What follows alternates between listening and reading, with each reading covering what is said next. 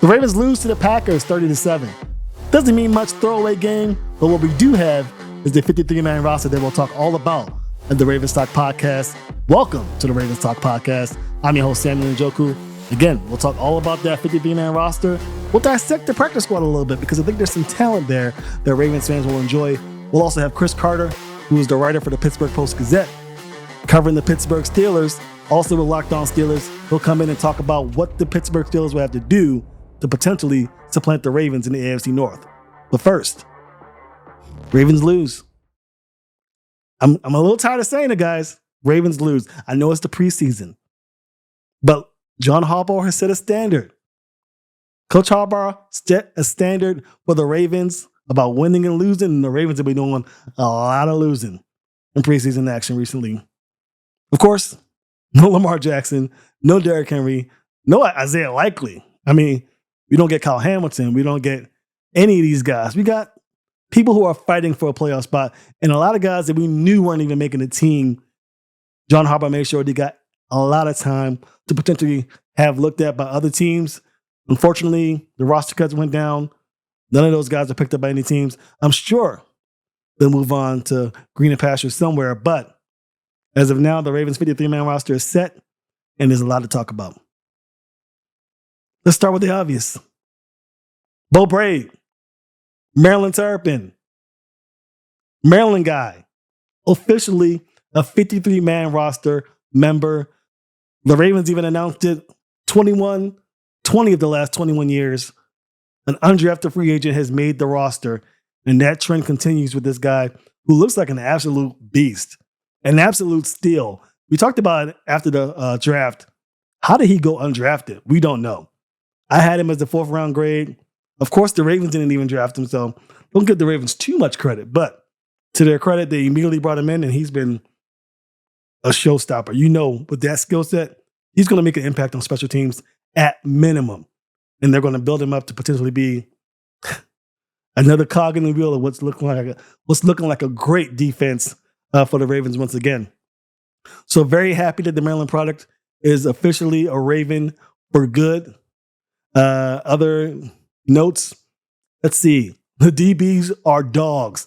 Look at that DB room list. I mean, I brought it out here to name out Nate Wiggins, Jalen Armour-Davis, my boy, Bo Braid we talked about, Kyle Hamilton, Brandon Stevens, TJ Tampa, who we haven't seen a lot of, but we know that he has the potential to be a dog.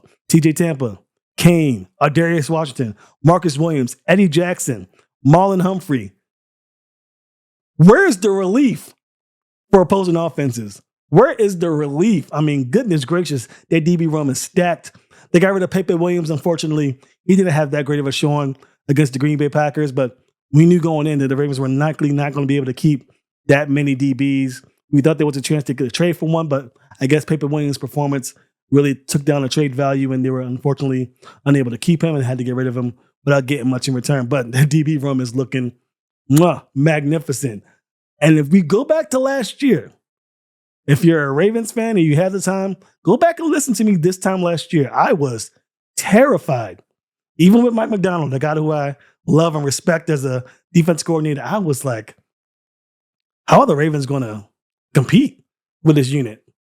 A year later, look at what the Ravens have done. So shout out to the Ravens.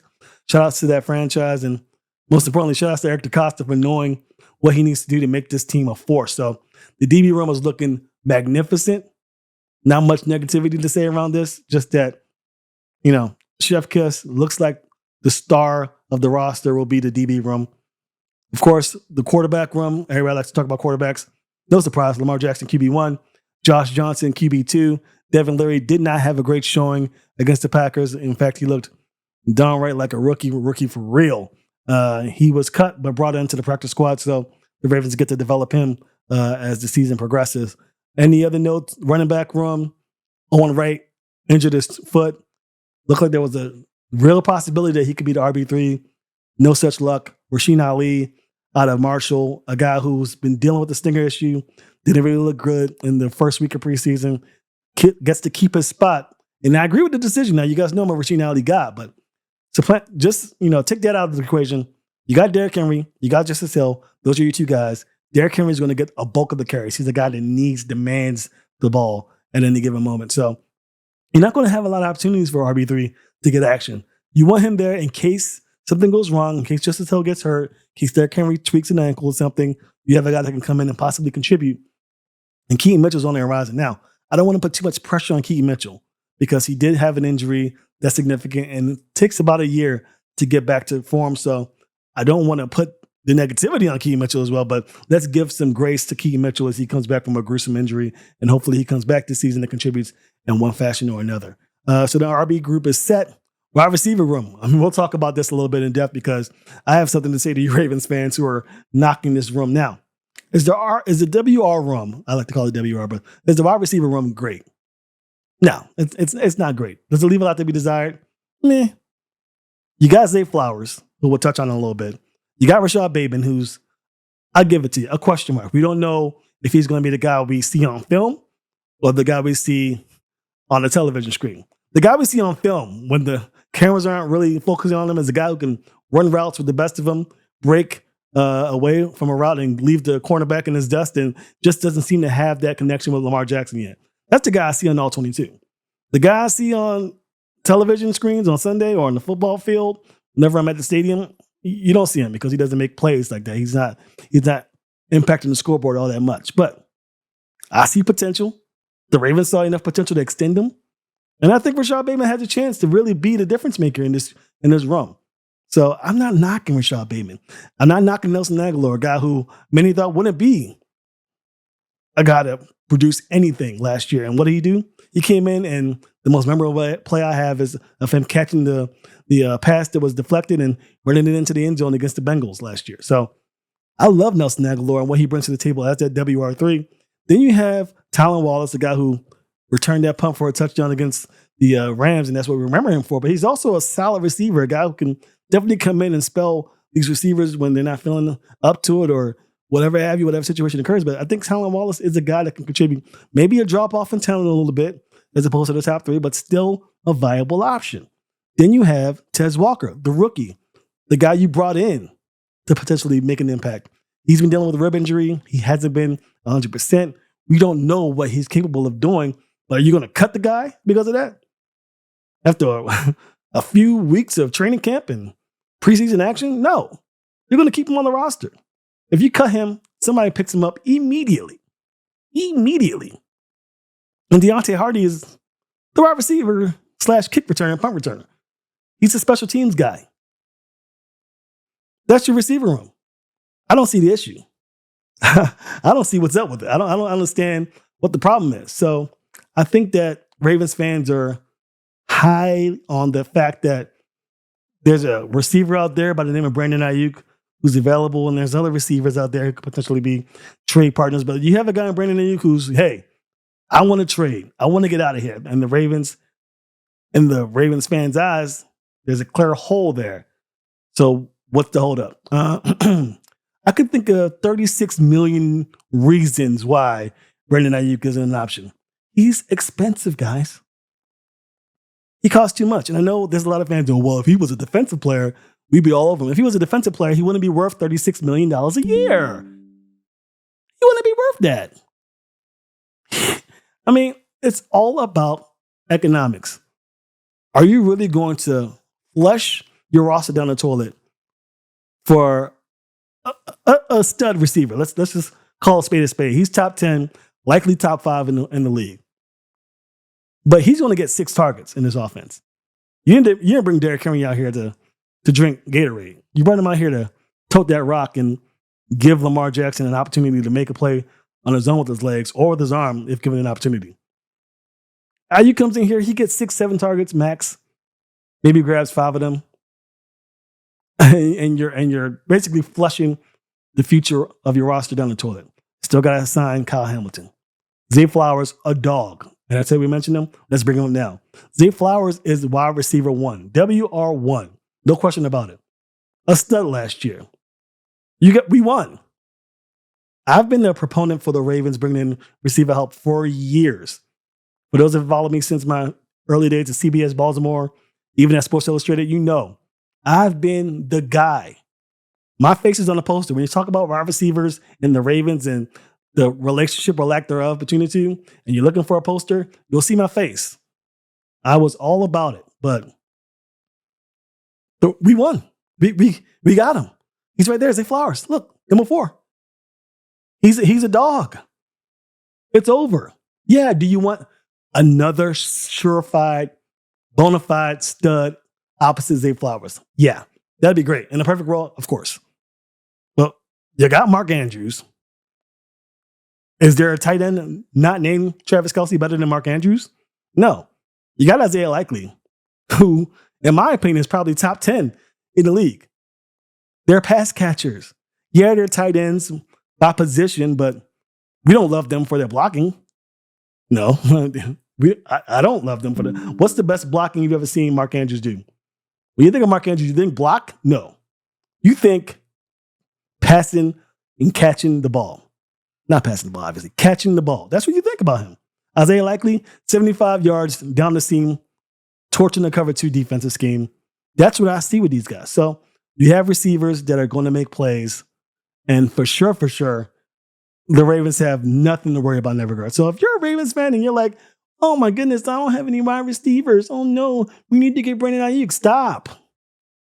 It's not Madden. You didn't turn the cap space off in the options menu. It's not like that. You can't play Madden and think that that's how you're going to be as far as being a GM. Eric DeCosta can't play Madden with this roster. You have to build a championship team and keep the window open for as long as possible. You bring in Brandon Ayuk, that window goes like, shoop. It's thin, razor thin. So let's throw out the possibility of Brandon Ayuk, and I know Ravens fans are going to rebuttal this by saying, well, it doesn't have to be Brandon Ayuk. Well, who? You tell me who. Who should the Ravens bring in? The Ravens offense is built upon running the football and using play action to make defenders pay from crashing the line of scrimmage to stop the run. That's it. The end. So let's get off the notion of the Ravens needing receiver help. Would an additional receiver or a better receiver be fantastic for the Ravens in the perfect world? Yes. But this is not a perfect world. This is the National Football League, and you got a good team. Is the receiver the best unit in the roster? No. Is the bottom 5? Yeah, probably. But Zay Flowers is making this unit bearable, and I'm telling you, hang your hat on Rashad Bateman. He's not going to let you down. We talked about it at the end of last season. Odell Beckham, as much as I loved him, both on and off the field, for this team, I think that he really took away some of the potential plays that Rashad Bateman could have had. I know that's wishful thinking, but I'm telling you, all 22 never lies. Rashad Bateman is going to be a menace this year if he stays healthy. And if he isn't, guess who's going to be the guy to step up and get him straight? Lamar Jackson. Lamar Jackson was on the lounge this week, and the boys, Ryan and Garrett, talked to him about what he's been doing as far as being more vocal for the franchise, and he had a lot to say. I see that in myself, because sometimes Ronnie be like, don't be on the guys like that, like don't be on the linemen as much and stuff like that. But I'm like, bro, we got to do it. We getting older. That's how I look at it. Not to be on my guys, because at the end of the day, I know they want to win. I know they compete, they busting their behind, but it's like we getting older. They need to hear that from me sometimes, because me just sitting back is like, okay, Lamar got it, but it's like, no, I need y'all to have me so I could have it, stuff like that. Just motivation. It's not never coming from a bad place. It's always motivation to my guys, but it's how I come by, because they're not used to me speaking that much, probably in the locker room just playing around, but on that field, they see on another side of me like, nah, I'm hungry. Lamar Jackson is indeed hungry, and who can blame him? I mean, coming this close to being in the Super Bowl and falling a bit short. Yeah, he has some of that blame on his shoulders, but the guys around him need to step up. If you want Lamar Jackson to succeed, and that's been the talk around town for many a year, these Ravens players want Lamar Jackson to win a championship more than they even want to win a championship. If you want to do it, you got to step up, and that's going to mean that sometimes Lamar Jackson gets vocal in the huddle and in practice, and that's a sight to see, a good sight to see. Lamar Jackson isn't that traditional leader that you see with Tom Brady being the rah-rah type of guy, but when he has to speak up, I think he's learning that he needs to speak up, and that's going to pay dividends for the Ravens down the road. When we come back, we'll have Chris Carter, who is the writer for the Pittsburgh Post-Gazette, covering the Pittsburgh Steelers, as well as the Locked On Steelers podcast host. He's going to get in and talk about what the Steelers need to do to supplant the Ravens potentially in the AFC North. Welcome back to Ravens Talk. We have with Chris Carter. He's a writer for the Pittsburgh Post-Gazette, as well as Locked On Steelers. Welcome to the podcast. Thanks for having me, Samuel. Yeah, it's very rare we have Pittsburgh Steelers people in the realm of Ravens kingdom, as you could say. The fans are going to either enjoy this or come after you, but it's part of the fun of the National Football League, and definitely the Pittsburgh Steelers rivalry with the Ravens definitely speaks for itself. You guys have had a big offseason. I mean, this past season, you guys, of course, had a string of quarterbacks who didn't live up to the expectations of maybe Mike Tomlin. This offseason, you bring in Justin Fields, you bring in Russell Wilson, and very recently, Mike Tomlin picked their starting quarterback for week 1. Yeah, the Steelers, they made a lot of moves, and I think it was acknowledgement of like, hey, things have not been great at offense, and things need to change rather quickly and rather abruptly. They say, the definition of stupidity is doing the same thing and expecting different results. And so they got rid of Matt Canada, the offensive coordinator that people had a problem with. They gutted their quarterback room, though that wasn't their initial plan. Their initial plan was for Kenny Pickett to be the guy, and then all of a sudden Russell Wilson kind of fell in their lap, and they're like, well, how can we pass up on a guy who's entering his 13th year, has 9 Pro Bowls, a Super Bowl championship, 2 NFC championships? That's just and for $1 million, like not doesn't hurt the salary cap. That's just and Kenny Pickett didn't want to deal with that. He goes, he wants out. So the Steelers got to find it. And because of that, they go get Justin Fields. And now they have a completely different quarterback room. And I'd say a better quarterback room, just by default because of where it is. And yes, Russell Wilson's QB1. I think there's been some misconceptions put out there by the national media. As a person who went to all but 2 days of training camp, all throughout summer, July and August, it was always clear it was Russell Wilson's job. Even while Justin Fields just kept getting QB1 reps all throughout camp, I think, Russell Wilson, he had a calf strain early on in camp, and I think the Steelers kind of like sold that calf strain a little bit more and said, Russ, keep resting, so that they can get more looks at Justin Fields because they want to see what they really got there. And I think that's part of what happened there, why he kept getting so many looks. But it should have been made clear. Mike Tomlin said that Russell Wilson has the pole position for being the QB1 of the Steelers offense. It should have been made clear to everyone that, sure, this is a quote-unquote competition, but in the same vein that competition is a race between Russell Wilson and Justin Fields, and Russell Wilson is getting a chance to start with a quarter mile to go, while Justin Fields is starting at the starting line with a whole mile to go. And I reported all throughout training camp, Justin Fields closed the gap. Like if let's say that was that's the metaphor we're using in that race, and Justin and Russell Wilson won by just running a quarter mile to Justin Fields running a full mile. I'd say that Justin Fields got to like where Russell Wilson was at the 3/4 mile mark. It's just that Russell Wilson's a good quarterback, and he's not a stellar quarterback, but the Steelers aren't asking him to be Aaron Rodgers. They're not asking him to be Joe Burrow or Patrick Mahomes or Josh Allen. They're just saying, hey, make the on-time throws, work off play action, get the ball out quickly, protect the football, don't turn it over, and let this team win with what it's still built around, and that's its defense.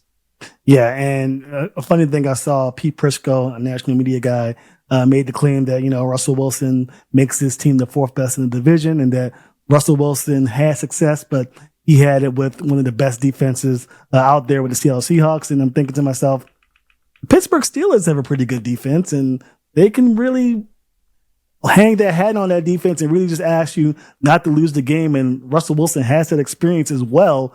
If you're in a close game, which the Steelers will likely a lot of times find themselves in due to that defense, he has what it takes to really make that throw that a lot of people can't make in pressure situations and get that job done. So I agree with you. I think Russell Wilson, it was his job to lose all along. And even though Fields has a very specific skill set and one that's very enticing to some, especially now with the age of the mobile quarterback, I think Russell Wilson's job is pretty secure, and maybe Justin Fields needs to work on some things. I think I've heard from various reports out there that Fields has improved some techniques and mechanics that makes him a lot more viable than he was in his time in Chicago. So I think the Steelers are going to be a little dangerous this year. I think if that defense can continue to do what it does, and I don't see why they can't, this team could be a team to be feared, especially in this close division. I want to get your thoughts on really the rest of the division, because before I talk about the Ravens, the Bengals are a team that a lot of people are hanging their hats on because of Joe Burrow's success, and the Browns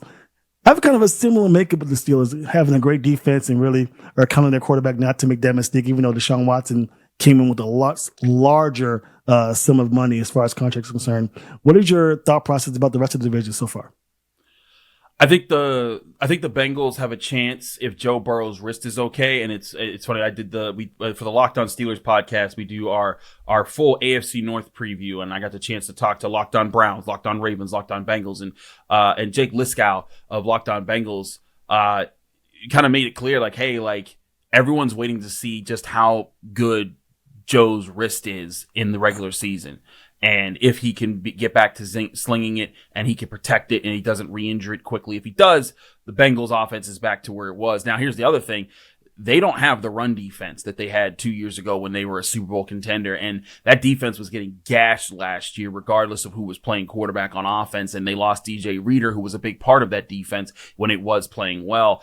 They don't have Jesse Bates anymore, who was a big part of that defense when it was really good. They did get back Von Bell. So that was something, but like, I think that this Bengals defense has liabilities in it. And if Joe Burrow and the offense don't click on 1,000% and, are a top 3 offense in the NFL, I think that could be a problem for the Bengals. I think the Browns are a team with like the Steelers, heck of a defense. Myles Garrett can get after it. Their corners are really tough. But like you said, Deshaun Watson, I mean, I think he turns the ball over too much. I think that he has not proven to be worth the big trade and the big contract that they had to put in to get him.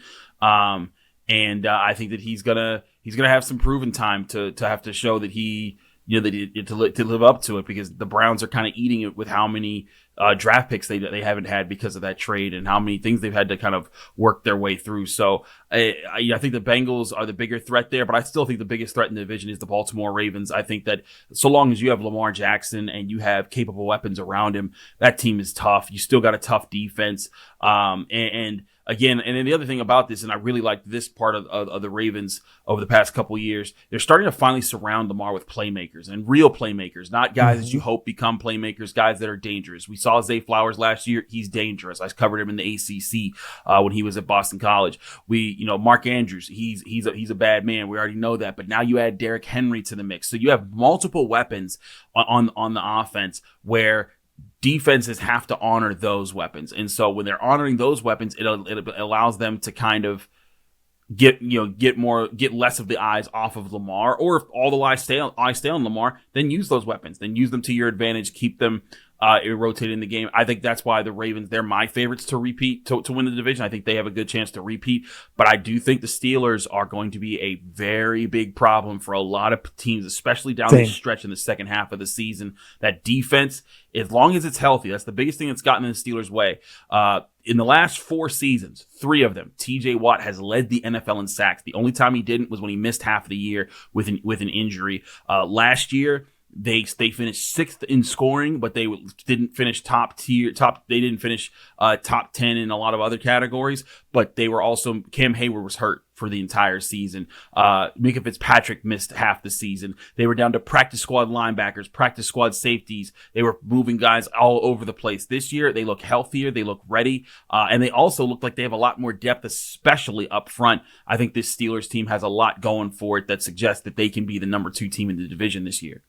Or number 1. I mean, the Steelers swept the Ravens last year, and I want to get your thoughts on that, because on paper, it looked as though the Ravens are pretty much the better team. But man, I know the Ravens-Steelers rivalry, no matter who's doing well in the season, it always comes down to those 3 points. But it seems as though either the Steelers are getting in the Ravens' head, or it's just the Ravens are catching the Steelers when they're lax. I really can't put my finger on what's happening. Maybe from the winner's perspective, you have an idea of how the Steelers are getting the job done. I think, the second game last year, the Ravens played their backups. They were resting their guys. True. So, they get that credit. But here's the other thing. The Steelers have beaten the Ravens 7 out of the last 8 times. They are 7-1 against Baltimore in the last 4 years. That used to be unheard of in this rivalry. And it's still a rivalry. But I also feel like part of this is because the Steelers, Mike Tomlin talks about it all the time. He says mobile quarterbacks are dangerous. You got to prepare for them. And I think they have just been so well prepared to handle Lamar Jackson. The last time Lamar Jackson as a starter beat the Steelers was the day when Earl Thomas depleted and destroyed Mason Rudolph, made him, concussed him. And then Devlin Hodges, a professional duck caller who went undrafted and was a rookie, came in and lost the game in overtime when Juju Smith-Schuster fumbled. That was all the way back in 2019. That is the only time Lamar Jackson has beaten the Steelers. I think a big part of it has been the Ravens have needed Lamar to be MVP, to be one of the best teams in the NFL over the past few years. So because they didn't surround him with the right kind of talent. Mm-hmm. That has been the key. Now, like I said, with Andrews, he's been there. Zay Flowers is a second-year player. He'll be better. And now you add Derrick Henry and you try to add some more of the mix there. Now, maybe if the offense is more balanced, maybe the Steelers can't do that as much to Lamar. But that'll be what they'll try to do is they'll try to say, hey, Lamar Jackson, you're not beating us with your legs. You're going to have to stay in the pocket. You're going to have to make these tough throws into the tight spots all the way over the field. And you're going to also have to do it while facing pressure from one of the most talented fronts in football with TJ Watt, Alex Highsmith, Cam Hayward, and watch out for second-year guy Keanu Benton out of Wisconsin. He is a force up the middle. Last year, he was a guy that was like a young prospect who was really interesting, had a lot of good moves, but wasn't finishing. He's learning to finish a lot more. I think he's going to be right up there with Hayward and Larry Ogunjobi as far as dangerous guys on the Steelers' defensive line. This is going to be a very physical, tough Steelers team. And I think those are the type of teams that, especially when the AFC North is playing each other in the second half of the season, that's when those teams can often thrive. Yeah, and I was just about to ask you about TJ Watt because there's been a little back and forth between Browns and Steelers fans as far as TJ Watt and Myles Garrett. It just appears as though TJ Watt has had the better years cumulative, but for whatever reason, it looks like Myles Garrett's getting a lot of that attention, winning Defensive Player of the Year. What are your thoughts on that? I'm a little confused by why the national media went with Myles Garrett when TJ Watt has clearly been the more dominant pass rusher. You're not alone in being confused by it. Pittsburghers have been like, what's the comparison? Because before TJ Watt started getting defensive MVP considerations or defensive player of the year considerations, the thing was, he's not leading the NFL in sacks. Well, now that's all he does is lead the NFL in sacks. And now it's like, well, that's not good enough anymore. Now we got to change the criteria. But I mean, if you look at TJ Watt and Myles Garrett year in and year out, they were drafted the same year, the same round. Myles Garrett, first overall, I think. Yeah. TJ Watt, 30th overall. Since they've been in the NFL in the same years, TJ Watt has more sacks, significantly, has more tackles, significantly, more forced fumbles, more recovered fumbles, more 7 interceptions to Myles Garrett's none. He also breaks up passes like nobody's business. This, to me, it's just like it's very clear. These two guys they've been in the NFL for some time. And Myles Garrett is a beast. He's a monster. Yeah. He's a freakish athletic talent. And I think that's what people look to sometimes. Like, man, he's just a better athlete. Mm-hmm. But TJ Watt just wins more. He gets more sacks. Like again, 3 out of the last 4 years, he's led the NFL in sacks. And to me, like, that's legendary stuff. TJ Watt to me has been the best defender in the NFL. And Aaron Donald even came out and said, you know what? There's been a couple times that he should have won it. When other guys did it, and he kind of even hinted, like, including himself one of his 3 MVPs. And that's Aaron Donald also has Pittsburgh ties. He's from the area, went to the University of Pittsburgh, so he does have that. But I think that part of it is the analytics community and this narrative that was pushed by a lot of Ohio-based analysts from Pro Football Focus. They push this narrative. They've changed what they value depending on what it is. They make up numbers. Pass rush win rate for certain things, and I'm like, yeah, but I literally, there was a game last year where the Steelers played the Browns, and Alex Highsmith and TJ Watt each got a sack. Highsmith had 7 tackles. TJ had 6. Highsmith had 6 pressures. TJ had 5. Highsmith had a pick six and forced a fumble, which TJ Watt recovered to take for a touchdown. So all those numbers I just threw at you, Myles Garrett had a single tackle and 3 pressures in that game. Guess who PFF graded as the best player in that game? No way is Myles Garrett. It was Myles Garrett. Oh. And it's just like, how can you claim to be not unbiased and truthful with your evaluations, and that's what you got out of it? And listen, it doesn't say that Myles Garrett was bad in that game, but you're not putting it over the 2 defensive players who won the game for the Steelers and were significantly more contributory to the game. Results matter. And that used to be the argument. And I think it is the argument sometimes when it goes in certain people's ways. Right. But now all of a sudden, when the results are what are against them, they flip up what's important, and they change the barometer there. So I think that's part of what it is. And again, that's not to say Myles Garrett isn't a great player. I think he's going to the Hall of Fame someday. But if you're objectively looking at it, I think there's 7 years in the NFL. TJ Watt has gotten more sacks than him 5 of those 7 years. And one of those years that he didn't was because he was out for half the year. Yeah, it's really tough to grade NFL players, and I have some buddies in PFF, obviously, but and you sound a lot like JJ Watt, TJ Watt's brother, and his dismay of Pro Football Focus. And being a guy that looks at film is very difficult to grade these things. So all you can really go off of is results. And for what it's worth, TJ Watt is the guy. I mean, when I look at film prior to Ravens games, TJ Watt's a game record. Of course, Myles Garrett's that guy too, but man, nobody puts fear in my heart as a guy who can disrupt what your offense has planned in TJ Watt. So it's very curious why that is the case. Look at Sean McVay. He was on a podcast this past summer, and he talked about, in the Rams game, the Rams came out in the second half, and they dedicated their whole plan to stopping TJ Watt, not letting him be the guy that wrecked their game plan. So they were sending triple teams, everything they could. Just keep him away from doing that. So in the first drive of the second half, the Steelers and the Rams, the Steelers I think they were down by just a little bit. They needed a spark, a big play, something to get them going.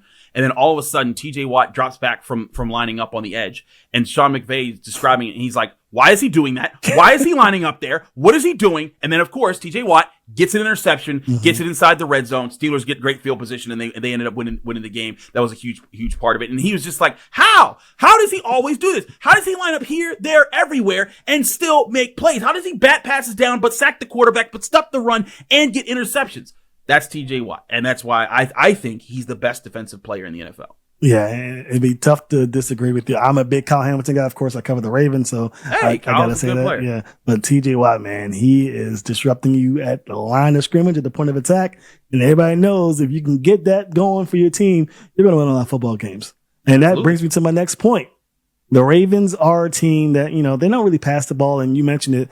The addition of Derrick Henry should help things.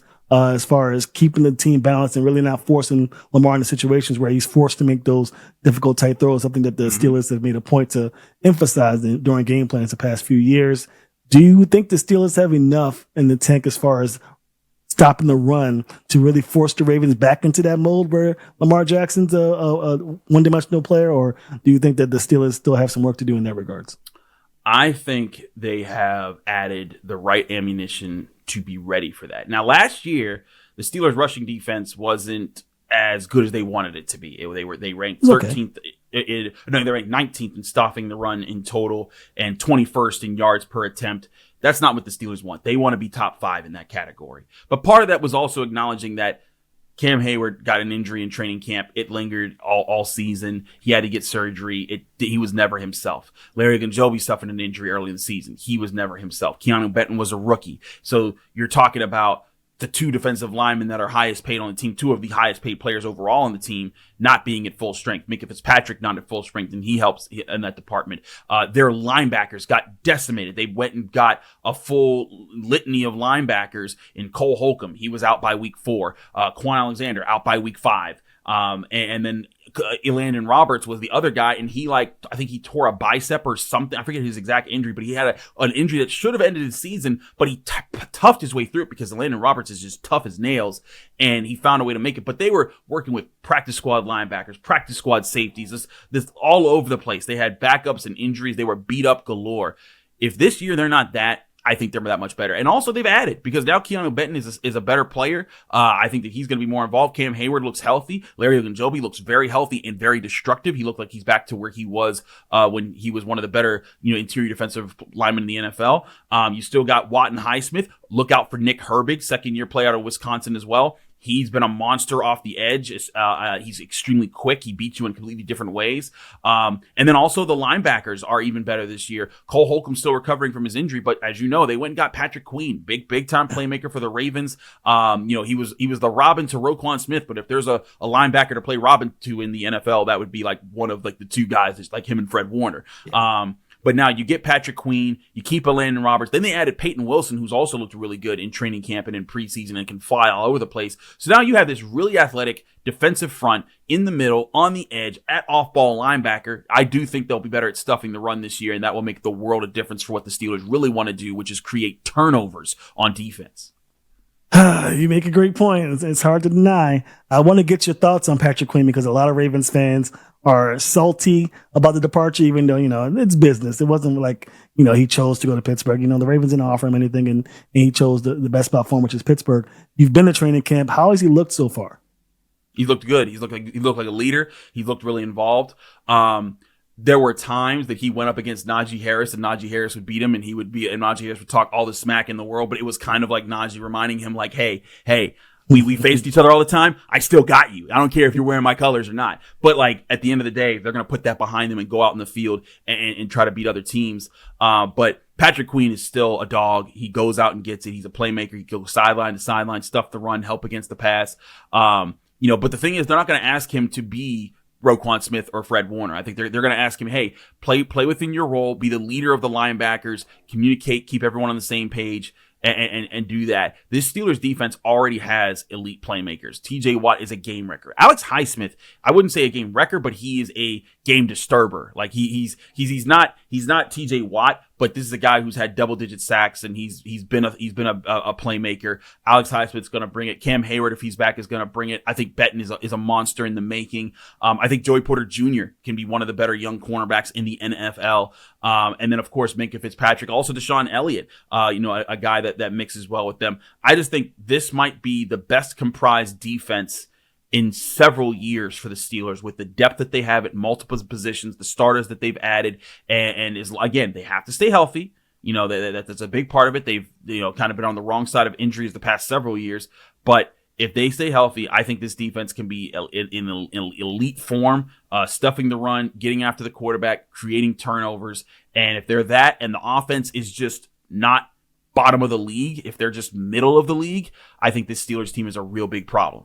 That's annoying. If you're a Ravens fan, you don't want to hear that about the Steelers.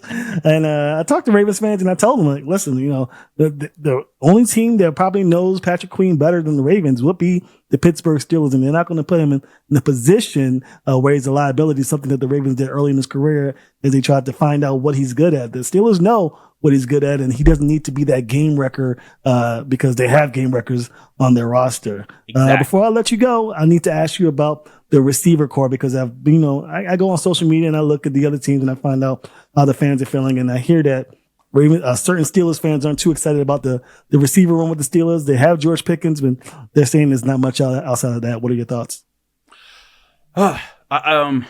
George Pickens, I think they see as a true number one receiver. He might, if all things work out this year, he could be in conversation as far as being a top 5 receiver in the NFL. That's how good they feel that he could be.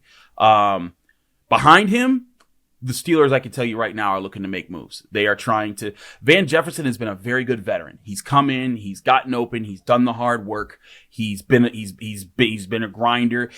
In fact, during training camp, we would try to talk to him and we couldn't because he would go to the jugs machine and he would just be on it for like an entire hour. We only had like 30 minutes to talk to players, and we'd be like, what's going on? And we found out he's doing Antonio Brown's old training camp routine, which was you catch 300 balls from the jugs machine every single day, and it was like 25 over one shoulder, 25 over another shoulder, 50 high, 50 low, and then like all these other mixes of things. But that's the dedication that he showed, and I think it's going to pay off. I think that he's going to be a solid player, but I think because of his limitations, he's not a superstar receiver. I still think the Steelers want to go get one more guy for depth's sake, just to get a good guy.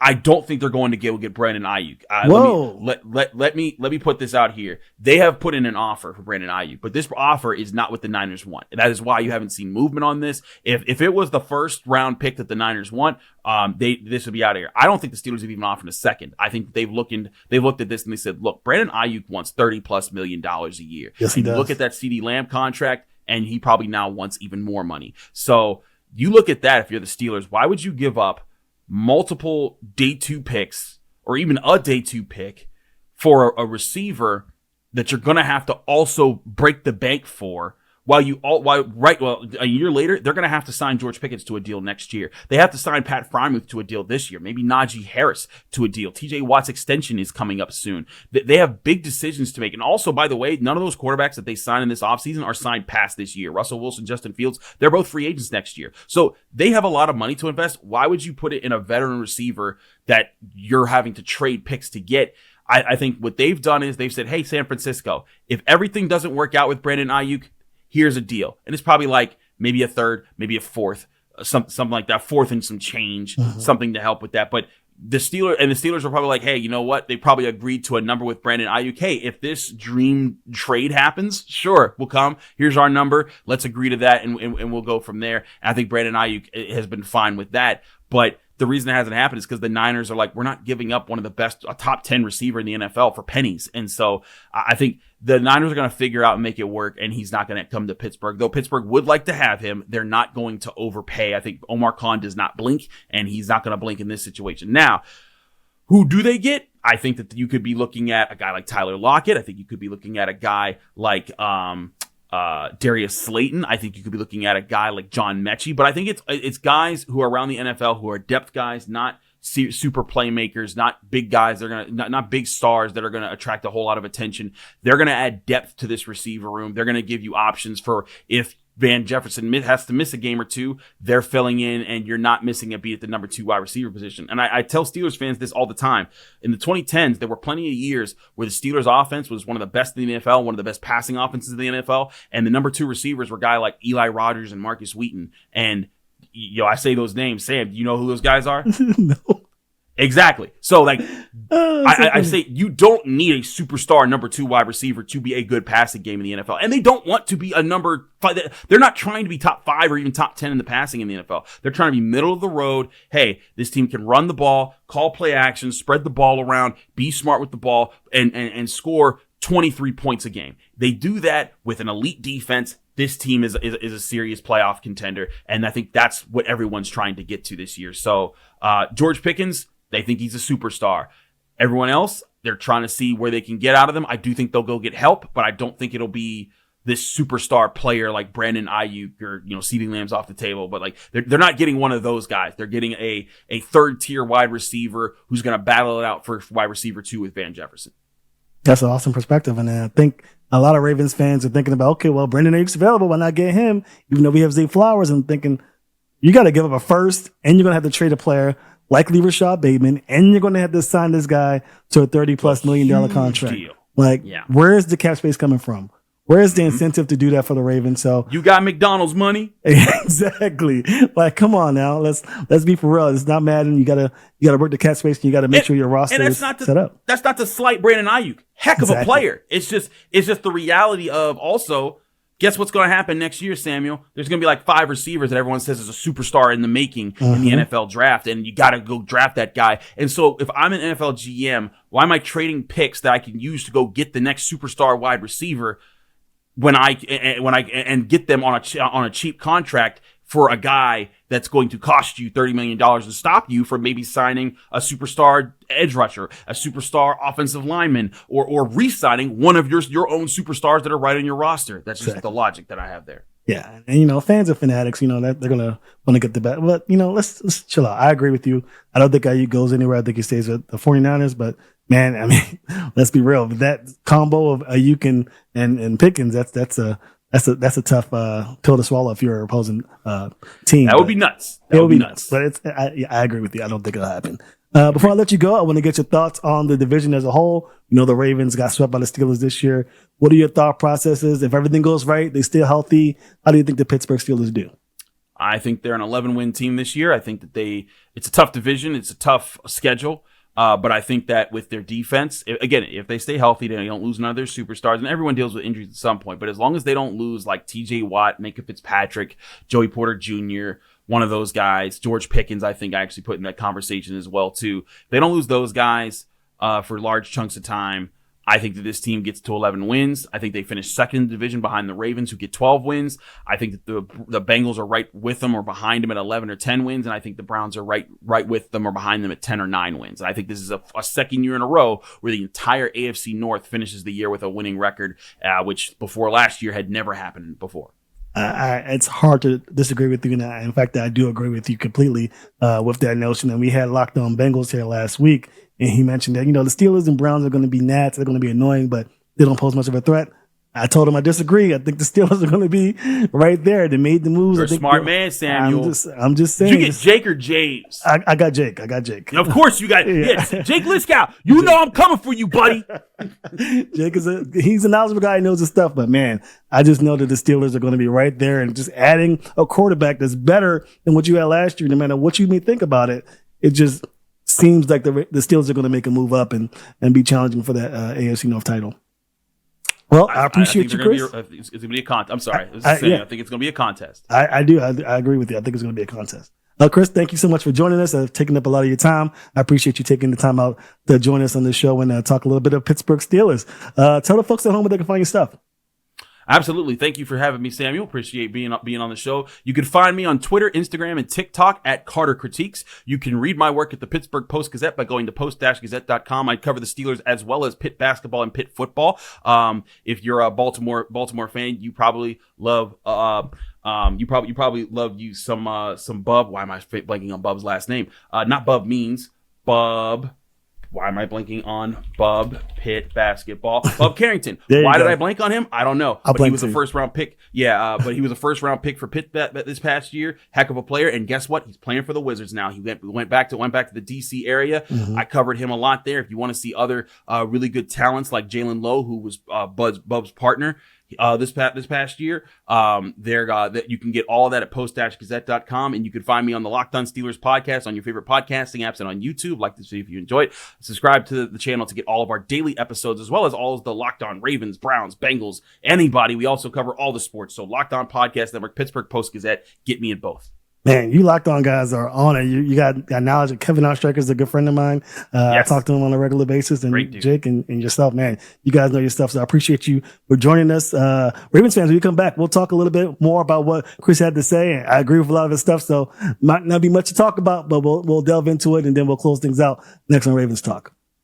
That was Chris Carter, writer for Pittsburgh Post-Gazette, as well as the Locked On Steelers podcast host.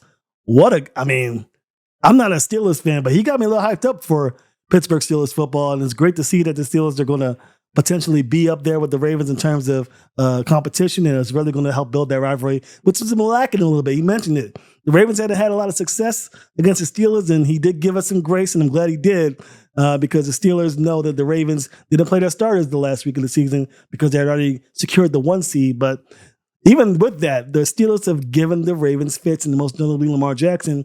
And hopefully, Derrick Henry's a piece of that puzzle that they finally used to crack the code against the Steelers, because as much as I hate to admit it, the Steelers have had the Ravens' number. I mean, let's just call it spade a spade. The Steelers have had their number. But I think the addition of Derrick Henry will do a lot to help, push the agenda more on the Ravens side. I don't want to say it's going to be a sweep, but I highly doubt the Steelers sweep the Ravens this year. But to his point, I think the Steelers are going to be better than a lot of people are giving them credit for. I think the Steelers have been kind of a punching bag, maybe the punchline to a joke that's no longer funny. I mean, the Steelers have a great defense, and they just had horrible quarterback play since the Ben Roethlisberger's departure and retirement. Is Russell Wilson Ben Roethlisberger? No. Is he even close? No. Is Russell Wilson the worst of the 4 quarterbacks? Yes. But as Chris mentioned, and as I mentioned, they don't need him to be the best QB. They just need him to be able to keep the football secure, to make the throw when he has to make the throw. Not like he was in Denver where, we are counting on you to be the guy that keeps this team afloat. No, they just need him to not make the mistakes the defense is good enough to dominate the game and just force Russell Wilson not to make the mistakes that he has. Hopefully the Steelers learn from the mistakes that the Broncos did. And for their sake, if it was up to me, I hope that all the teams finish below 500 except for the Ravens. But the reality is the Steelers are likely going to be one of those teams that we're talking about come week 18. That's just the nature of the beast. But like you mentioned, he thinks that the Steelers are going to finish second and have that playoff spot. And it's hard to disagree. The talent's there on defense. I think they do need a receiver to come in. Not like the Ravens we talked about, where the Ravens are fine with Zay Flowers. George Pickens, I think, is a great receiver, but the way their offense is set up, I think they need another pass catcher to come in. And if the Steelers do that, they'll be part of the conversation. They'll be part of the conversation and then week 18. But we'll see. We'll see what the Steelers do. But as far as the Ravens go, it's full speed ahead. The next time we're on the show, we're talking Ravens, Steelers, and that is it. No Steelers, no Browns. We weren't able to get the Browns in on the show, but let's just talk about it. Browns aren't going to be much of anything. I think they'll finish fourth in the division, even though they have a decent defense, above average defense, I would say. The quarterback's just not there. He's making the mistakes that the Steelers don't need Russell Wilson making. I think that'll be the difference for their season. We weren't able to get any Browns content creators on, but that's okay. We'll move forward. Next, we'll have a very special guest to give you a hint. He's a Maryland product, but he wasn't really a Raven. He'll be on the show next week and talking about the Ravens, Kansas City Chiefs, AFC Championship rematch.